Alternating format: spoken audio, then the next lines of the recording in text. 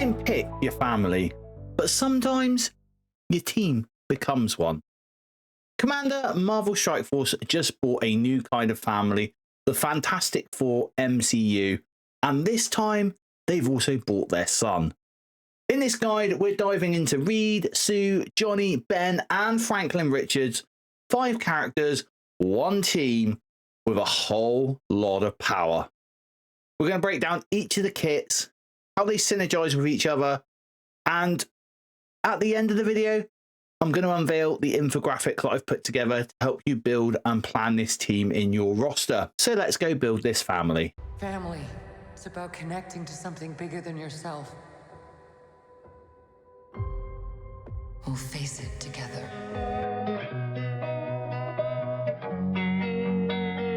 Alright, let's start where the foundation of this family has always stood strongest. Ben Grimm, the Thing. He may be a rework, but trust me, it's clobbering time all over again. The Thing's basic knuckle sandwich is going to attack the primary target for 300% damage, and the T4 on this is just going to add an additional 50% damage.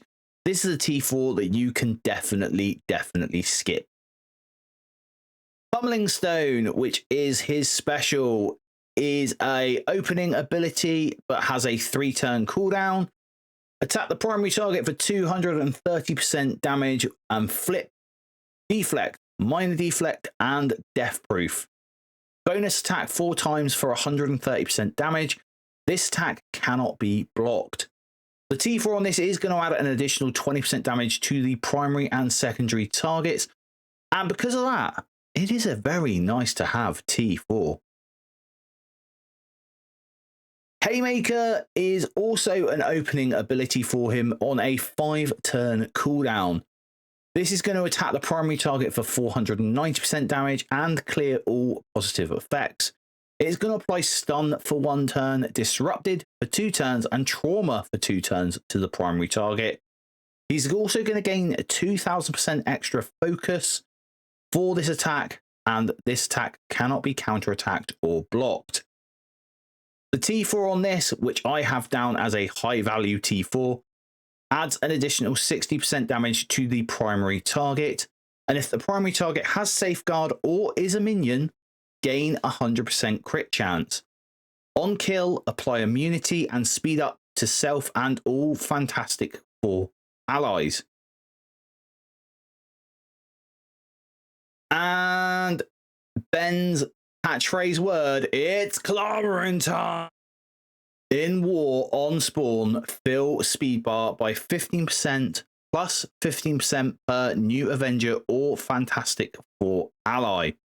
Now I'm going to be interested to see if the Fantastic Four ally also includes the Fantastic Four MCU tag. I'm pretty sure it will do, but we will have to see about that.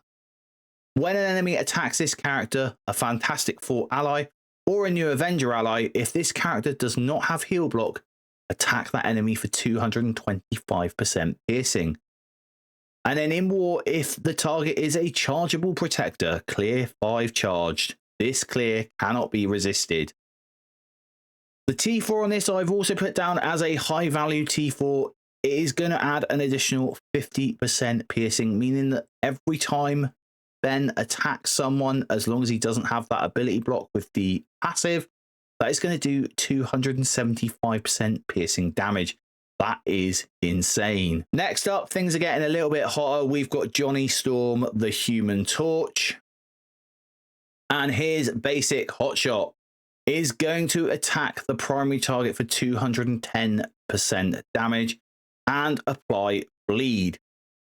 The T4 on this, which is a nice to have T4 in all honesty. It would probably be one of the last T4s I did, but the plus 70% damage to the primary target and the applying bleed for 2 turns rather than 1 makes that quite a nice to have T4. Heating up, this is an opening ability with a 4-turn cooldown. It's going to gain +1 offense up to a maximum of 5 and apply +1 offense up to a maximum of 3, to all allies. Attacking the primary target for 220% damage and applying heal block. That's pretty good. The T4 on this is going to gain +2 offense up and plus 50% damage to the primary target. So that's 270% damage to the primary target. But what makes this a high value T4 is gaining the assist from one random Fantastic Four ally. Now, again, if that Fantastic Four call out works with the Fantastic Four MCU tag, which I'm pretty sure it will do, that could call in the likes of Sue Storm, who's got a very powerful basic ability. That could call in the likes of Franklin Richards, who has an insanely powerful basic that we will come to later on in this video. So this is a very, very high value T4.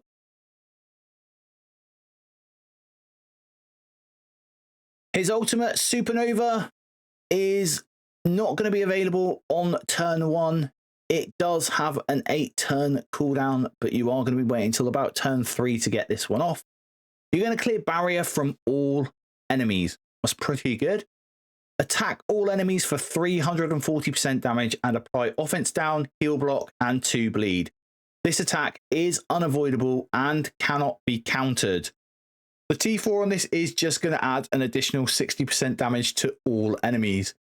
Now, because it is to all enemies and not just like the single one hit, I have put this down as a nice to have T4, but this would be the very last T4 I would put on the team. So this could almost be a skip T4, but it will be the very last one I put on the team. And we also have his passive. Oh my god. Oh my god, he's gonna say it. Oh my god, he's gonna say it! Say what? Avengers Flame on! Sorry, what now? On turn, flip 3 negative effects, 2 positive effects on self.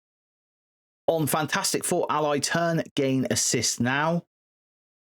And the T4 on this, which is an essential T4, guys. If this character has 2 or more Fantastic Four allies, when this character successfully attacks an enemy, prolong the duration of all negative effects, excluding trauma, silence, ability block, and stun by 1 up to a maximum of 3. So extending those negative effects every single Fantastic Four ally turn and his own turn is pretty good. Next up, we're going to cover the first release for the team.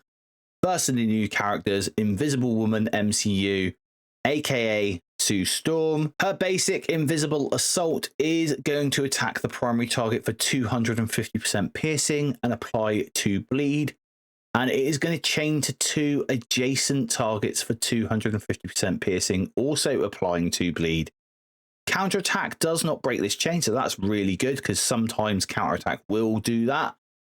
The T4 on this is going to add an additional 50% piercing, so that'll make each of those primary and secondary attacks 300% piercing damage, which is quite a lot. And because of that, I've put that down as a nice to have T4. Now, there are 2 potential ISO classes that I can see for Sue, for Invisible Woman MCU. And if you go for the Striker ISO class, I would say this is almost a shoe-in for a high value T4. Breaking Light, this is a starting ability, so this you can do on your first turn. It has a 3-turn cooldown. She's going to gain +1 stealth up to a maximum of 3. She's going to apply defense down for 2 turns to primary and adjacent targets. She's then going to attack the primary and adjacent targets for 225% piercing. That is a lot of piercing damage again. She's going to apply trauma and ability block to the primary target. And in arena, if this character has 2 or more Fantastic Four allies, she's also going to apply trauma to those adjacent targets. Wow. This attack ignores defense up and cannot be counterattacked. That's pretty good. Pretty good.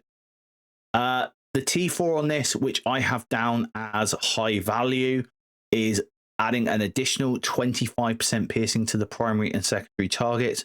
But what makes it really high value is that additional turn of trauma that gets applied from having this ability T4'd. Unseen Vortex. This is another starting ability with a 6-turn cooldown for Invisible Woman. She's going to pull all enemies up to 2 spaces forwards to the primary target.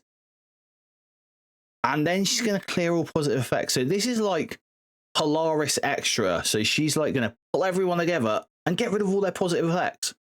Wow. Attack all enemies for 300% damage and apply defense down. She's going to gain an extra 200% focus for this attack. And this attack cannot be dodged or counterattacked. And the T4 on this is going to apply 100% damage to all enemies, so plus 100%. So that is 400% damage to all those enemies that she pulls in, and it will apply defense down for 2 turns. Again, another very high value T4. Fantastic's Heart. On spawn, she's going to gain stealth. When a Fantastic Four ally uses their special or ultimate abilities, it's going to attack the most injured enemy for 75% piercing and gain +1 stealth, up to a maximum of 3. While this character has stealth, gain plus 25% crit damage and 100% crit chance. And the T4 on this one, which again is a high value T4 in my opinion, is going to add an additional 75% piercing. So every time your Fantastic Four team uses their special or ultimates, she's going to do 150% piercing to the most injured enemy. Now, in Arena, that's going to be pretty good. In other game modes, that is going to be game breaking because you're going to have her pinging. You're going to have the Thing pinging. It's just going to be ping nation. You're going to have Human Torch assisting. It's just going to be a constant flurry for your opponent. Mr. Fantastic, Reed Richards, is the second release for this team. Elastic Attack is his basic, and this is going to attack the primary target for 230% damage and apply offense down. I've put this down as a T4 that you can skip because all this is giving you is that extra additional 90% damage to the primary target. It's not to all targets, it's just that primary target, so that makes it pretty much a good one to skip. Calculated Breakthrough, you can do this on turn 1. It has a 4-turn cooldown. This is a very nice ability. Apply stun to the primary target. So they've kept that from the original Mr. Fantastic, who we already have in the game on the Illuminati team. It's going to attack the primary and adjacent targets for 270% damage and 10% of each target's max health. Now, because this is doing max health damage, I wonder if that is going to be enough to bypass characters like Thanos Endgame and his Reign of Fire. That'll be really interesting to see if that does actually work. It's going to gain Taunt for 2 turns when using this ability and apply Death Proof and Safeguard to self and all allies. We love a bit of Death Proof and Safeguard. This attack cannot be dodged, and if this character has 2 or more Fantastic Four MCU allies, this attack is unavoidable. The T4 on this, which I have put down as essential, is going to add an additional 30% damage. So that is 300% damage plus 10% of each target's max health. If this character, has 2 or more Fantastic Four allies, reduce the duration of all negative effects on this character and each ally by 2. Now, it doesn't specify here that that is going to reduce trauma. However, as it does say all negative effects, I'm pretty sure that is going to include trauma. And then it is going to also apply the Safeguard for 2 turns rather than just the 1 turn that it is without the T4. And because of that, reducing the negative effects, this is essential, guys. Essential T4. Reinventing the Wheel. This is another ability that you can open with, but it has a very big cooldown of 8 turns. It's going to clear barrier from all enemies, attack all enemies for 260% damage plus 5% of each target's max health. He's then going to barrier himself and all allies for 20% of his max health, gain taunt for 2 turns, safeguard for 1 turn, and gain charged. Now the T4 on this is going to add an additional 60% damage to all enemies, and it is going to extend that safeguard duration from 1 turn to 2 turns.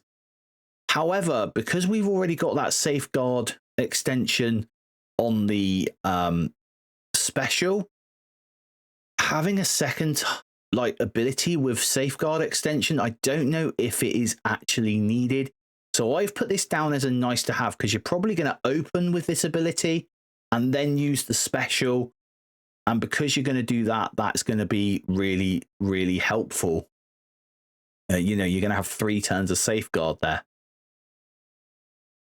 And then we have his passive, Smartest Man Alive. On spawn, you're going to gain 4 death proof, taunt for 2 turns, and safeguard for 2 turns. So there you go. So we already have safeguard for 2 turns on the on spawn. We add an additional turn there with reinventing the wheel, and then we can get into the thing. So that makes it even more of a nice to have T4 in my opinion. He's going to barrier self and all allies for 15% of this character's max health. When a Fantastic Four MCU or Fantastic Four ally uses their special or ultimate abilities, barrier self and all allies for 5% of this character's max health. Now, this is what makes me wonder, is this Fantastic Four MCU actually going to trigger off of just Fantastic Four characters? Or, you know, where it says Fantastic Four ally, does this Fantastic Four MCU tag actually work with that or no? Because it's weird how it states it in this one, but in others it just states Fantastic Four ally. On turn, if this character has charged, lose 1 charged. While this character has charged, this character and all allies gain 100% block chance and 10% block amount. You're also going to gain 20% block chance per Fantastic Four MCU ally and gain 5% block amount per Fantastic Four MCU ally. So he's going to have a huge block chance and a huge block amount. The T4 on this one, which I have put down as essential, is when Fantastic Four MCU or Fantastic Four ally uses their special or ultimate abilities, barrier self and all allies for plus 5% of this character's max health. So that makes that 10% barrier basically of his max health, which is really, really good. And now we come on to the powerhouse of the team, Franklin Richards. And his powerhouse pitch is his basic attack. It is going to flip 2 negative effects into positive effects on self. He's going to attack the primary target and the adjacent targets for 260% damage. And then he's going to flip 2 positive effects into negative effects on those targets. The T4 on this, which I have down as a high value T4, is going to add an additional 60% damage. So that is 320% damage to the primary and secondary targets. It is going to flip 3 negative effects into positive effects. That's pretty damn good. Yeah, flipping 3 negatives to positives. It's also going to flip 3 positive effects to negative effects. So this is a high value T4. Adding that extra positive and negative effect flip is, in my opinion, very, very high value. Starforged Striker. This is his special. It is an ability that you can open with. It is on a 6-turn cooldown. It's going to attack the primary and adjacent targets for 260% damage. It's going to copy all positive effects, excluding taunt, stealth, and regeneration, from the primary targets and adjacent targets to self. He's then going to spread all positive effects, excluding taunt, stealth, and regeneration, from himself to all allies. So basically, he's going to suck all those positive effects in, apart from taunt, stealth, and regeneration. And then he's going to go, there you go, guys, have it. That's really good. He's then going to flip all positive effects into negative effects from the primary and adjacent targets. That is insane. Insane. So not only is he going to copy them all, spread them all, he's then going to flip them all. The T4 on this, which I have put down as essential, is going to add an additional 80% damage. So that is going to be 340% damage. But the big caveat thing here is if this character has 2 or more Fantastic Four MCU allies, it's going to reduce the duration of Safeguard by 2 on the primary and secondary targets. That is huge. That is absolutely huge because of where this comes in as well, because in the text, this line drops in just before the copy all positive effects. Just before the flip all positive effects. So it reduces the Safeguard, then it flips the effects. That's going to be insane. Starfall, this is his ultimate. Again, you can open the turn with this. You can do this turn 1 if you want to. It is on an 8-turn cooldown though, so do be aware. Clear all battlefield effects and apply the battlefield effect Future Foundation to the enemy side. In Arena, this battlefield effect cannot be cleared or replaced by another battlefield effect and lasts until 8 characters, allies and enemies have completed their turns. If this character has 2 or more Fantastic Four MCU allies, it's going to reduce the duration of all positive effects by 2 on all enemies. So we have another Thanos Endgame reducing positive effects ability. Brilliant. It's going to attack all enemies for 300% damage and apply that new silence ability. If this character has 2 or more Fantastic Four MCU allies, apply silence for 2 turns instead. There isn't going to be a time when you're not going to have 2 or more Fantastic Four MCU allies. So that might as well just say apply silence for 2 turns. Future Foundation, this is the battlefield effect. In Arena, on enemy turn, it is going to apply silence to that character. In Arena, enemy characters cannot fill or reduce speed bar for themselves, allies, or enemies. This does not apply to speed bar gain through normal means, and enemy characters cannot assist. This attack cannot be dodged and gains 500% extra focus. And if this character has 2 or more Fantastic Four MCU allies, this attack is unavoidable. The T4 on this is going to add an additional 50% damage, so that is 350% damage, and it is going to clear all charged on all enemies. Again, another essential ability. Clearing charged is so key, especially outside of Arena. For example, in War against like your Miss Marvel classics and stuff like that, or in the negative zone with the Miss Marvel classics, just being able to wipe out the charged on those, get rid of those 5 charges that they sit there with, is going to be absolutely key. And finally, his passive, Fantastic Sun. When a Fantastic Four MCU ally uses their special or ultimate, fill speed bar by 4% for self and all allies. So this is what is going to get them going quick. If this character has 2 or more Fantastic Four MCU allies, enemies cannot have their speed increased except by positive effects. So that means only speed up works. So the extra speed stat will not work on things like Man-Thing. Lower the resistance by 50% for all enemies. That's huge. And the T4, which again I have put as essential. Until this character completes a turn, gain 5% speed. Fantastic Four allies gain 5% speed. If this character has 2 or more Fantastic Four MCU allies, gain an additional 45% speed for self and all Fantastic Four allies. And finally, in Arena, if this character has 2 or more Fantastic Four MCU allies, all other allies gain an additional plus 50% speed. Oh boy, that is huge. yeah, this is absolutely massive. And so here we have what you have probably all been waiting for, which is the Fantastic Four MCU infographic. We have Mr. Fantastic here. I recommend that all the new teams you want to take to level 105. That is just a given.